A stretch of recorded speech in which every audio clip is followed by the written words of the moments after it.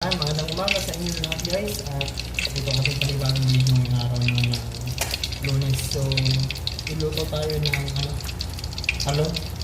Ayan, meron siyang iba't ibang palaman sa kanyang doble talong. Yan naman ito guys yung natapos na naluto, no? So hindi na natin nasubaybayan yung pagluluto dahil nag-busy tayo. Kaya ito, ayan, luto na yung iba. At ito naman guys yung in-steam. Ayan yung talong. Ayan, meron siyang iba't ibang palaman sa loob. Ayan po siya. In-steam po ito. Ayan, ito naman yung ating piniritong talong. Ayan. Meron siyang egg. So ayan guys, kasalukuyan pa rin niluluto yung isang piraso na lang guys. So yun guys, antayin na lang natin maluto yung isang piraso. No? Yun, abang-abang lang guys. So ayan guys, finish na.